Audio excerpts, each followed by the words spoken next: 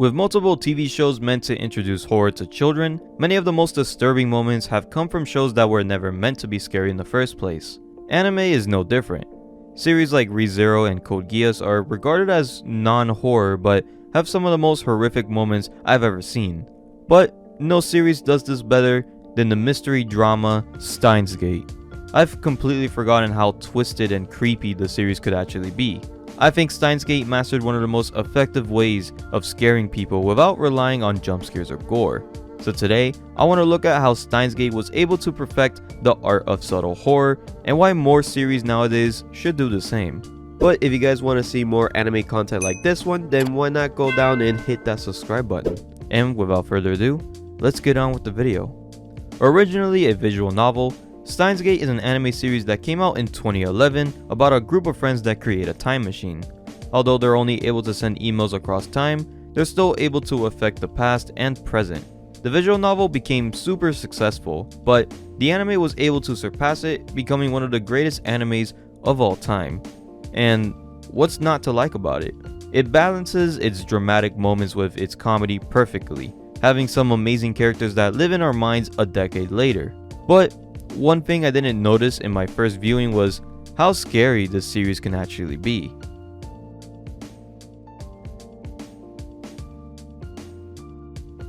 The main character, Rintaro Okabe, or mad scientist Hohoen Kyoma, and his childhood best friend, Mayuri, are visiting a press conference about the invention of a time machine. A small earthquake causes Okabe to investigate the roof, where he sees an unknown person with a strange pod behind them. Before he can investigate further, he gets called by Mayuri for some money. During the conference, Okabe gets himself into some trouble until he's pulled out by Kurisu Makise, a well-known figure in the field of scientific research. She confronts him, asking what he was about to tell her 15 minutes earlier. He doesn't quite understand the situation, but he claims that he's never met her before and runs downstairs. When he meets up with Mayuri, a man screaming upstairs frightens them both, and Okabe sprints up the stairs to check it out. Upon entering a room, he sees Kurisu dead, bathing in a pool of her own blood. In shock, he leaves the building and types out an email to his friend Daru, saying, "Someone stabbed Kurisu Makise on the 8th floor of Radio Hall." When he clicks send, the number 0.571024 shows up for a split second and he finds himself alone in the middle of the street. When he returns to the building he was just in, he sees that a satellite has crashed into the building, causing the conference he already went to be cancelled. The show's pacing is very slow. It's meant for the audience to grow a connection with the characters, but in the first episode, we already get a sense that something's off. We see weird occurrences happening before we even get to know these characters. We're given pieces of a mystery that needs to be solved, and the episode ends with the reveal that Kurisu is alive. Before this, they were able to successfully create a prototype time machine with a microwave and a phone that made bananas turn into a green gelatin. From this, we could assume that Okabe has already time traveled or got sent to another timeline. The more episodes we watch, the more characters we get introduced to. Vital characters like Mr. Braun, Suzuha, Moeka, Fairies, and Rika, who's a boy by the way, are all presented within the first couple of episodes. And while they seem like side characters, they become important to the plot once the main characters start to understand how time travel works. We also get introduced to the first disturbing moment in the series.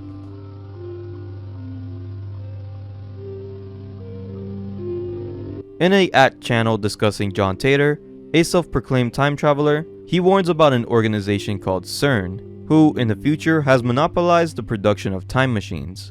We learn that SERN is an organization known for nuclear research and practical physics, and has the capability to create small black holes, which they publicly deny. However, Okabe doesn't believe their denial, so he orders Daru to hack into CERN's servers to uncover the truth. After successfully hacking into CERN, Daru snoops around some emails. They eventually discover a Z program that involves creating mini black holes, but with the note "human is dead" mismatch. To unlock more information, they need an IBM 1500 computer to decode a special programming language that's used by CERN. After finding an IBM in Rika's shrine, they get back to decoding the rest of the emails. They learn that CERN has tried to create black holes for the purpose of time travel with 4 stages of experiments, the final stage being human experiments. Out of 14 reports, they read 3 reports about human subjects who are presumed dead due to the human is dead mismatch message on it. Okabe learns that the experiments took place between 2004 and 2005, but their bodies were found in different decades in the past at different locations. However, every subject's body had completely turned into a jelly-like substance, similar to their banana experiments. 14 failed human experiments, all leading to human deaths. CERN is used early on to foreshadow future events, create a sense of suspense, and answer questions many viewers had. It's not until the second half of the series that they start to play a bigger role as the main antagonists. The scene where the group is going over the experiment reports is when the subtle horror really starts to creep in. Subtle horror is similar to psychological horror, a subgenre of horror that relies on creating an unsettling atmosphere to scare the audience without using any cheap jump scares or gore. The difference between psychological and subtle is the approach. While psychological builds up the tension over time, subtle horror covers itself up by using other elements like comedy. Steins Gate does this perfectly by distracting its viewers from the time travel and CERN with their comedy and fun personalities of the characters. Hey master, I am math scientist. It's so cool, son of a bitch. So whenever something disturbing does happen, it leaves us traumatized. The jelly-like bodies are not only shocking but also terrifying in the sense that the same experiments that CERN is doing are the same ones as Okabe's. It puts a huge mental toll on the group as they realize that this isn't a game anymore. Despite their fear though, they continue to move forward with the experiment.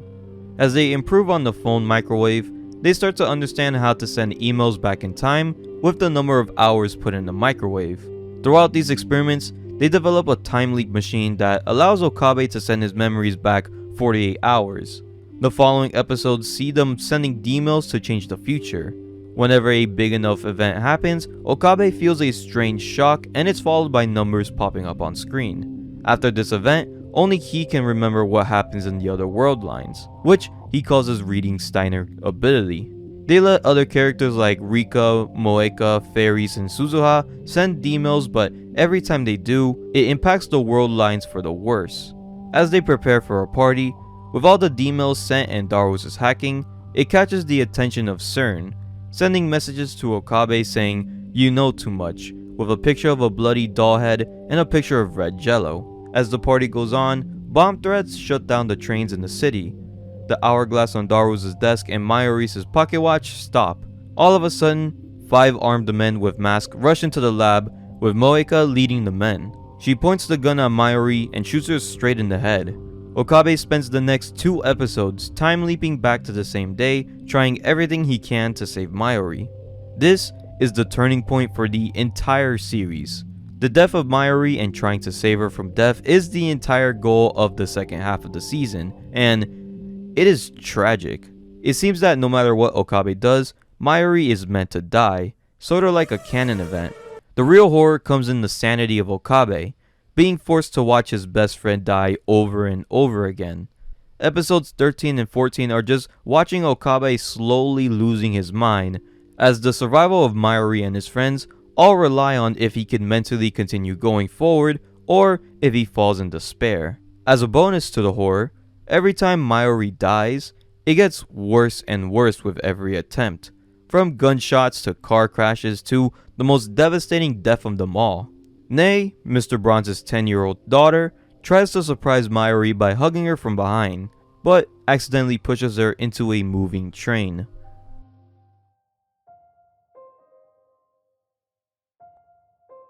After almost giving up hope, Suzuha reveals to Okabe that she is from the future and goes by the name John Tater. She shows him a divergence meter that he made in 2036.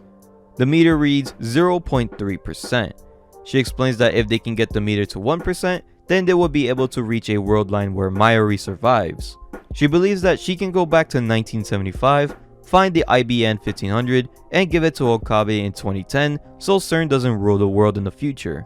So, after Daru fixes the satellite from the first episode, which turned out to be a time machine, Suzuha successfully goes to 1975. But what they didn't know is that this event would lead to one of the saddest and most uncomfortable moments in the whole series. After waiting for the IBN from Suzuha in the past, the lab members get a visit from Mr. Braun, who has a letter addressed to Okabe from someone that died 10 years ago. The letter, written in 2000, reveals that Suzuha failed her mission, repeating the phrase, "I failed," over and over. After landing in 1975, she gained amnesia and just got her memories back the year prior. The repairs to the time machine were incomplete and it caused her amnesia. She expresses her regret and anguish about forgetting her mission and instead living an easy life. The letter ends with her begging Okabe to go back in time and allow her to leave before the storm damages the time machine. After reading the letter, Mr. Braun then tells them that she died of a suicide. The suicide letter is not just haunting but also tear-jerking. It's an evil plot twist that completely shocked everyone that watched it for the first time. Seeing the bubbly and playful Suzuha suffering a mental breakdown is just very unsettling. And just moments before she left, she found out that Daru is her father, so we were already filled with emotions before this. But at the end of the episode, Okabe sends a D-mail to stop himself from interfering, which makes Suzuha succeed in her mission, but also undoes her whole friendship with her. But Okabe notices that the meter went up to 0.4%.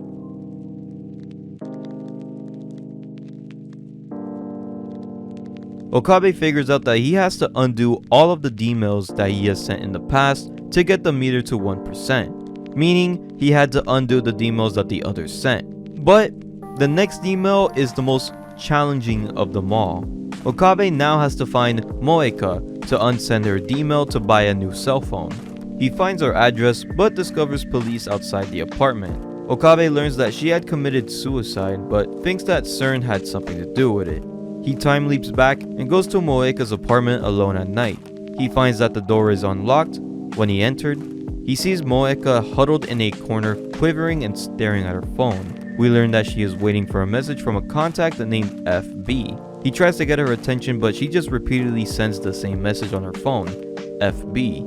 Okabe tries to wrestle the phone out of her hand as she shrieks at him. He then begins to punch her and kick her against the wall before running out with her phone. He closes the door behind her as she begins to scream and pound on the door, begging for her phone back. But when he sends the D-mail, he realizes that he's still in the same world line. Okabe rushes back and tackles her to the ground. He interrogates her about the D-mail she sent, but she wouldn't say. He then asks her about FB, but she refuses to talk. So Okabe begins to berate her, telling her that FB is abandoning her because he doesn't care about her. This causes her to cry and give in, telling him everything. She reveals that the original D-mail was to steal the IBN from the shrine, but the D-mail would only work if it was sent from FB himself. This is where the search for FB begins. Even though Moeka is the most hated character in the entire series, you start to feel kind of bad for her in this situation.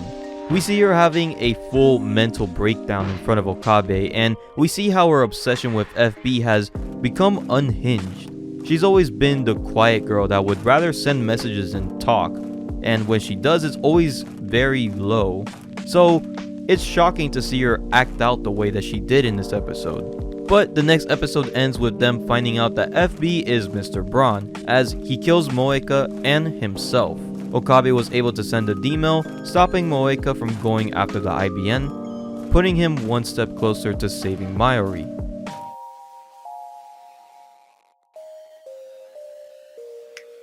After getting the IBN, Okabe gets Daru to hack into SERN's servers to delete all of the D-mails that they have sent.